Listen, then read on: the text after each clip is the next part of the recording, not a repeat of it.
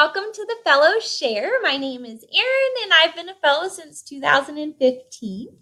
Today I am going to show you how to create a Google document and how you can then use that Google document at a vendor event.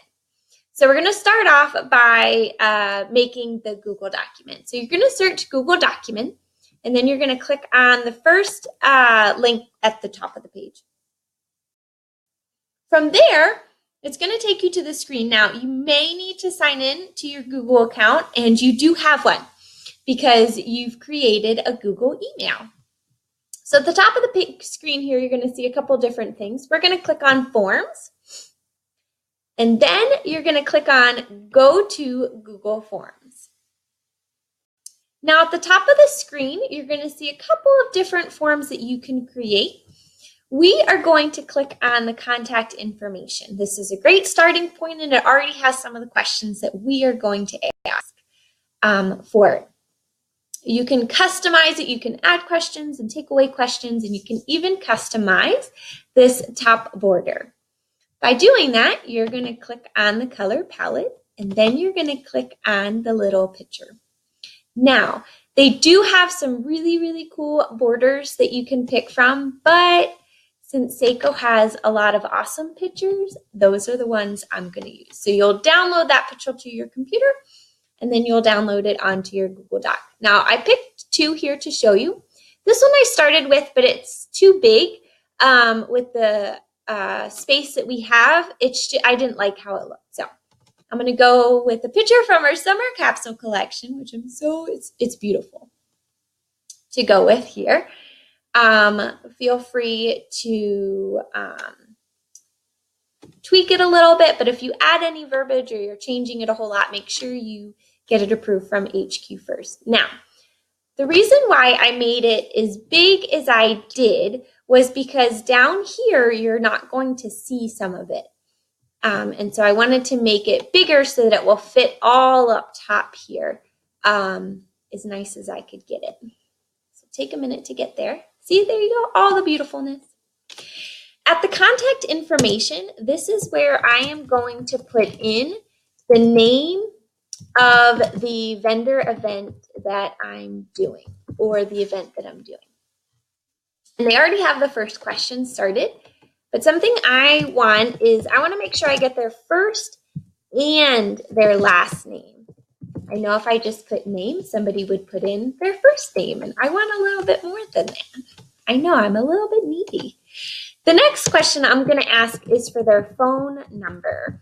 The reason why I'm doing this is because I want to make sure that if for some reason they get pulled away after the first two questions, I have their phone number there. The next thing we're going to ask for is their email address. This, we don't need a paragraph. We just need a short answer there. These things, this little star here, you can tell when it's there, it means that it's required. They have to put something into that box. And we already have their phone number. So here we're going to ask for their Facebook name. A lot of people have different names on Facebook than they do maybe to say their first and last name. So that's where we're going to add that. The next thing we're going to ask is for the preferred method of communication. Now, you may be like, how did you come up with these answers? And maybe you're not. Maybe you're just like, that's awesome. I don't have to think about it. But Seiko had come up with this handy dandy notebook that you can take to your vendor events and have them fill out. So that's where I got a lot of my information. And I'll get back to why I'm not using this anymore. Even though it's awesome, they did a great job. So the first question we're going to ask is, I had it written down too. And there's a reason why I went in this order. So the first question for communication is, would they like a phone call? This next one is going to be, would they like a text message?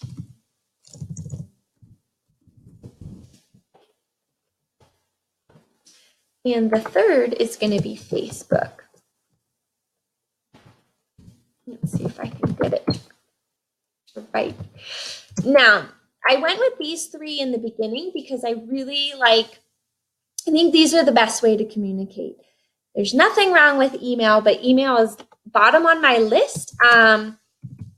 Just because sometimes it can go to the spam folder or they delete it because they don't know it's from you. And so that's why I have email last. That's the only reason. The next one is what they would like more information from you about. So I like more info on, and we're going to put joining Facebook page. The next thing we're going to ask them is if they would click on is if they want about hosting a party.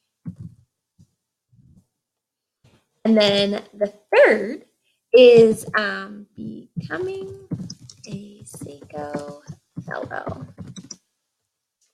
And then the fourth is going to be specials. Now, these ones are all multiple choice because you may have somebody that's like, I want all of it. And then this way they can click on all of them. When I first did my very first Google form for a vendor event, I had only made it so they could select one. And I had a lady like, I want all of it. And I'm like, okay, which is a good thing, but I just wasn't prepared for that. Also, for communication, make sure that one's required.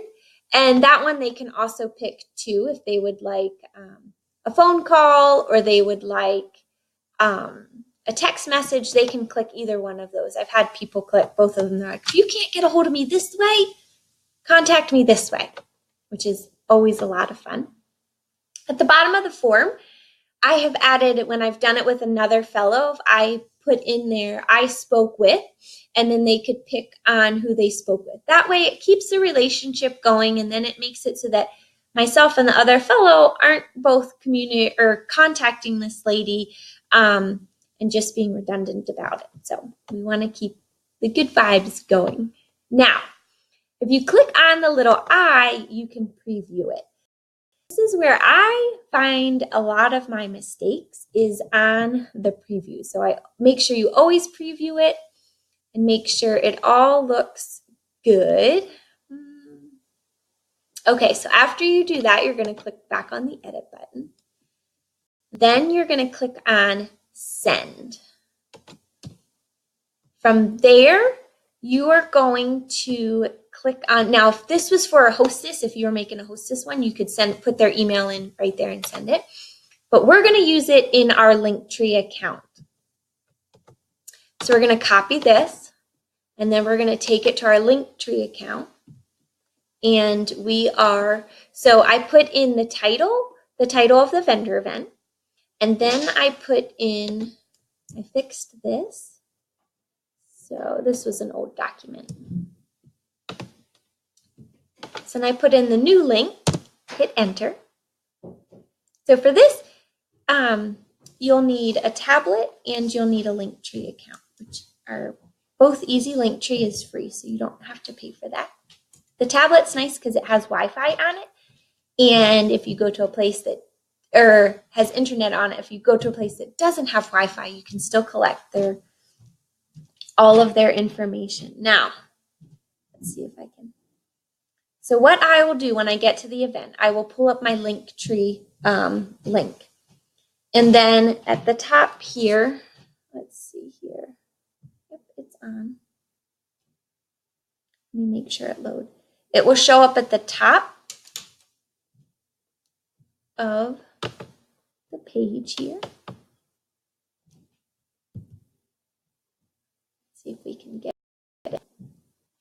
Oh, almost lost you there. So let me log back into my Linktree account. And hopefully it will work. Okay, so there it is.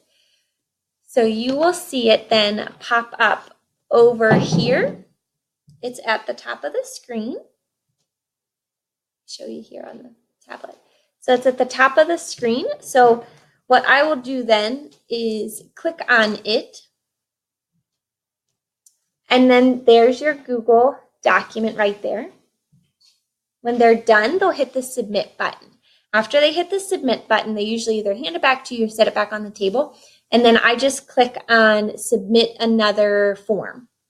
And it brings up a brand new form for you to submit to. Now, after you're done your event, you will go, I'll show you what it will look like after people have, after there's been some entries into it.